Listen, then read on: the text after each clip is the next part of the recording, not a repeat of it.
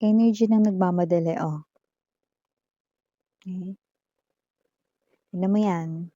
Sapatos lang dapat susuotin, eh, skating shoes yung sinuot. Para mapabilis 'no, kung saan man siya rito pupunta, ano man yung sadya niya rito, energy ng nagmamadali. Page of Wands energy is also mataas ang emosyon, okey? And ito yung klase ng energy na dito hindi excitement ito, eh. Ito yung energy na iba, eh, nagmamadali, yung energy niya parang tataranta, 'yan. Alam niyo yung energy ng male-late kayo? Eh, gano'ng klase ng energy.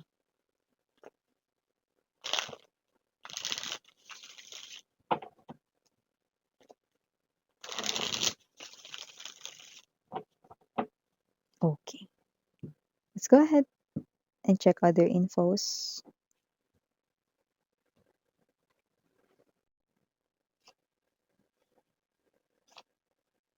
Oh, oy, kung sino man 'tong mga babes 'no, maka-oy. Oy, close naman na tayo 'no, so yung mga babes, assuming. So yan mga babes 'no, okey nakikita natin dito, panic is real. May nagpa-panic dito mga babes 'no, at alamin natin kung anong klase 'no, itong situation 'no, na kanyang kinapapanikan. Yan pa naman yung energy 'no, na hindi gusto 'no, ng kahit na sino sa pakiramdam 'no. Kasi when you say nagpa-panic 'no, parang hindi alam yung gagawin kahit gusto rito na solusyonan ang kanya ritong sitwasyon, parang hindi makapag-isip ng maayos 'no, yun ang energy ng panic. Yan 'no, let me see. We have here the Two of Coins energy. Okay, Seven of Swords, Seven of Coins. Could be seeing a lot of number sevens, but maybe hindi kayo pero itong person na 'to ay nakakita ng maraming sevens, right? Okay, we have here this. Parang feeling niya kailangan meron siyang gawin dito 'no, so may gano'ng klase ng energy. Well, definitely panic is real 'no, panic is very evident dito. See, we have here triple seven, Seven of Cups energy, Seven of Coins, and there's that Seven of Swords. Okay, Three of Coins. Oh, arasa, okey.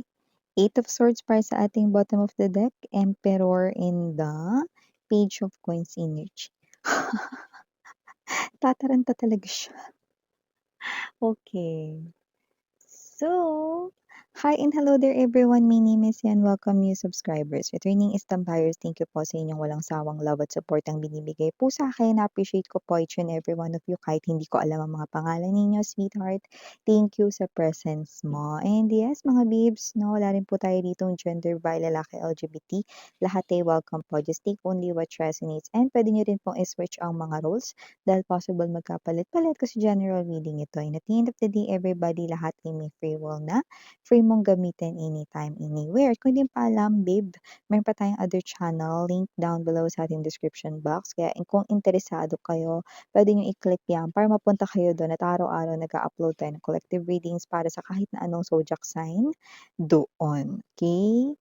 So, timeless tayo dito ha, puwedeng nangyari na tapos na, sa iba puwedeng nangyayari na po ngayon, sa iba ay puwedeng mangyayari pa lamang po. Kaya naman, just take only what resonates 'no. Pero panic is real, Nine of Swords energy, Seven, Chariot right in here. Oh, this is Seven as well 'no. So, quadruple na Seven na yung atin dito. Kumbaga mga babes 'no, ito ay talagang very evident 'no, na strongly nangyayari sa enerhiya nitong person na 'to 'no. So meron ditong energy, yes, this is the person here 'no, na, high chance 'no ay ex mo rito, okay. Which I do feel like 'no, na ang bagay na kinapapanikan niya rito 'no, ay ang mga naririnig-rinig niya coming from his or her friends 'no, na balita about you. At sa lahat ng balita about you, King of Cups energy, 'yan.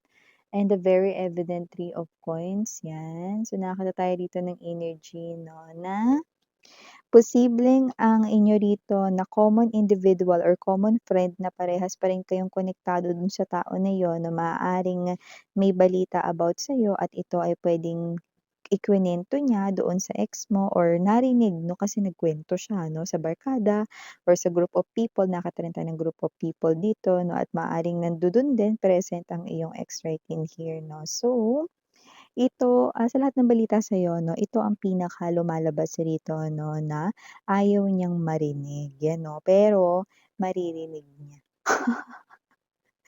So, kung ano man ito, ibig sabihin King of Cups, Three of Coins energy, ito yung energy rito ng ikaw ay nafo-fall na or yeah, you just heard 'no, nagkakamabutihan with someone new 'no. At yung iba pa nga rito lumabas 'no, na puwedeng 'yan ay ipinakilala ng friend of friends mo or friend of friends ninyo 'no. So, maaaring meron ditong maraming comment, feedbacks 'no, or sinasabi ang ex mo rito 'no, like with the Three of Cups energy 'no, Nine of Coins. Nine of Coins is an energy ng parang kailangan kong umaksyon dito, kailangan may gawin ako rito 'no. So, may gano'ng klase ng energy ang person mo 'no, and the people around him or her na parang, "Pre, ano namang masama dun? Kung nagkakamabutihan na si collective at saka yung bago niyang ka-connect, ang tagal niyo nang wala 'no, hello, sabihin may feelings ka pa sa kanya."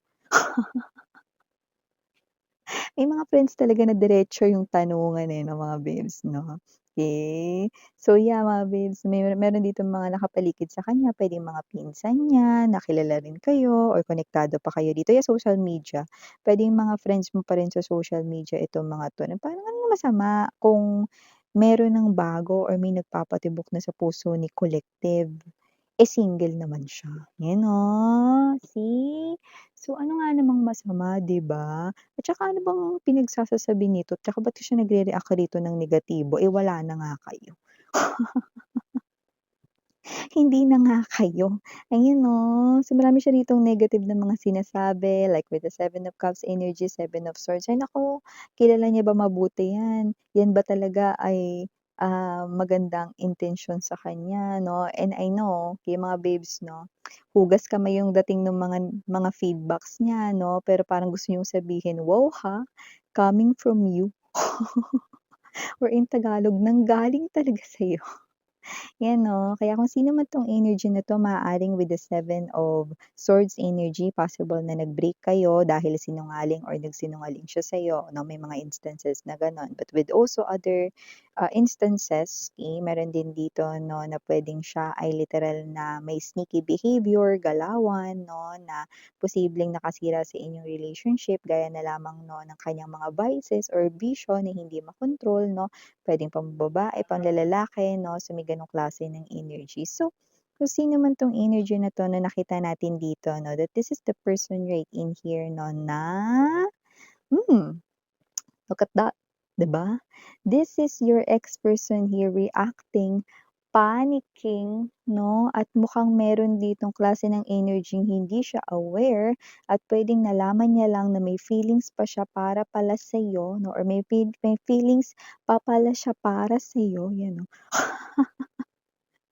Alam na ng mga babes ko na matagal dito nanja-jumble ko yung mga Tagalog words 'no, and thank you so much for your patience and understanding 'no, kaya ko 'to mga mahal.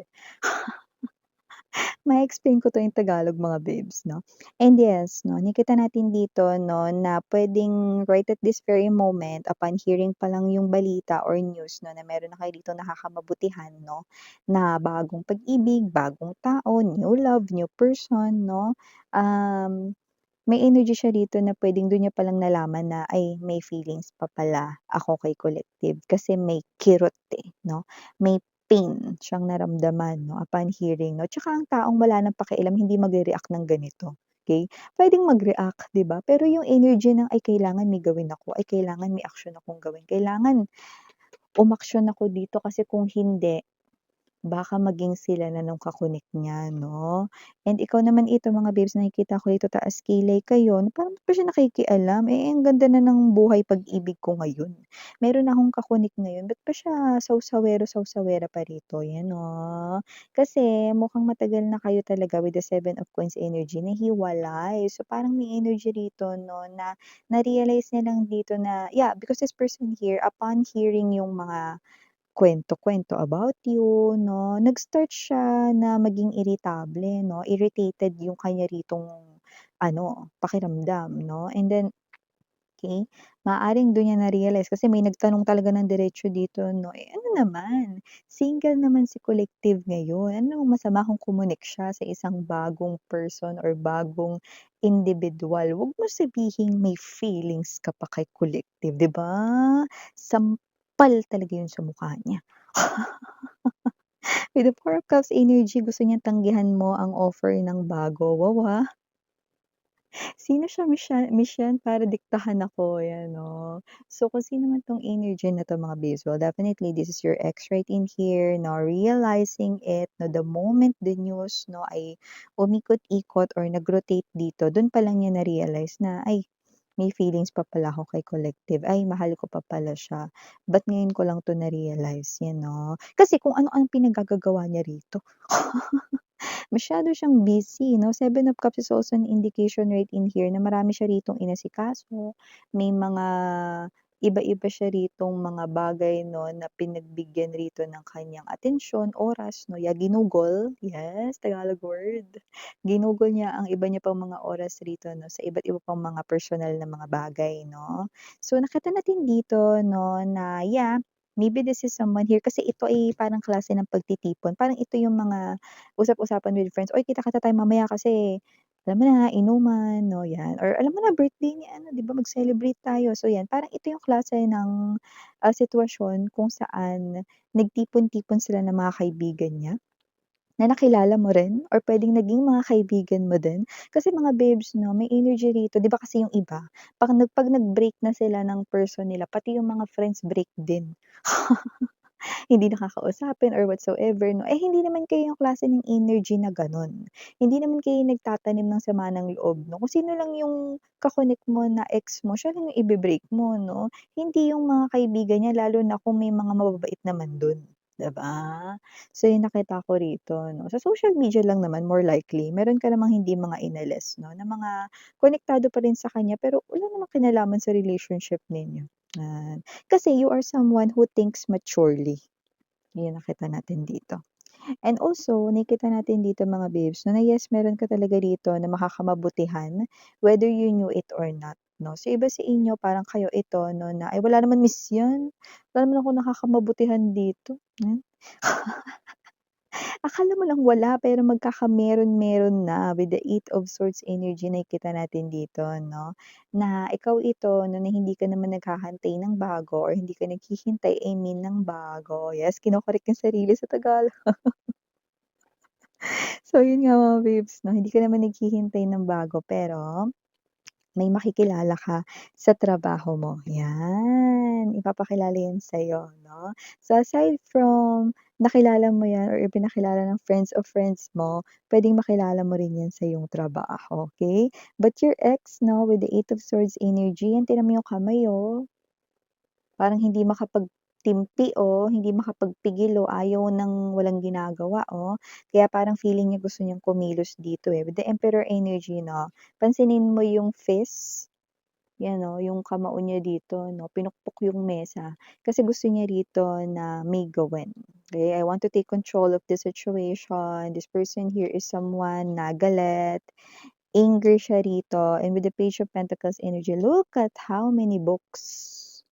Diyaan. Ano namang kinalaman niyan Miss yun, hindi naman bookworm yun. Hindi nga yun nagbabasa sa library. Hindi naman kasi yun mga mahal 'no. With the Page of Coins energy, ibig sabihin 'no, with all of these books 'no, ibig sabihin marami siya rito 'no, na paraan na hahanapin 'no, para magawan ng paraan ito. Kasi gusto niya ritong umaksyon, eh. okey? Kasi nagpa-panic siya rito, eh, 'no, kasi na-realize niya rito na may feelings pa pala siya para sa'yo, okey? Kaya parang kailangan niya na dapat may gawin. So, nakikita ko mangangalap pa siya ng marami pa rito na paraan, 'no, kasi may mga paraan na hindi magiging pasado para sa kanya, 'no? Parang 'pag nakakaisip siya or nakakabasa siya or nakakakita siya ng mga tips 'no or advices puwedeng sa internet 'no, parang para sa kanya, "Ay hindi 'to puwede, hindi 'to gagana kay collective, ano pa bang iba dito?" Kaya nakikita ko rito 'no, na marami pa talaga siya rito 'no, na, time na gugugulin 'no, para hanapan ng paraan ito 'no. Eh, papaano ba 'yan nagkakamabutihan na kayo ng bago so ba't pa siya nakikialam, ayan 'no, ngayon nakatagpo na kayo ng bagong pag-ibig saka siya makikialam, papasok sa eksena, 'di ba? Tawag dito bida-bida, eh. Ang gusto lang natin pumasok sa buhay natin na bida-bida si Jollibee lang, eh, busog na tayo 'di ba? Kahit amoy pa lang ng Yum Burger. Hindi po ako endorser ng Jollibee pero aminin niyo, tandaan niyo yan mga babes, amoy pa lang ng Yum Burger, busog na kayo, 'di ba? So yeah, for the initials right in here, yes, we do have unang-una na diyan letter M, we also have here the letter C, andito rin ang letter T, we also have here the letter J, we also have here the letter I, the letter G, and last but not the least, we have the letter So, yeah, ito yung mga mensahe para sa'yo, babe. Thank you again for our small. Again, I'm Yuriana Oni. Sarang, hey, all of in light. Annyeong.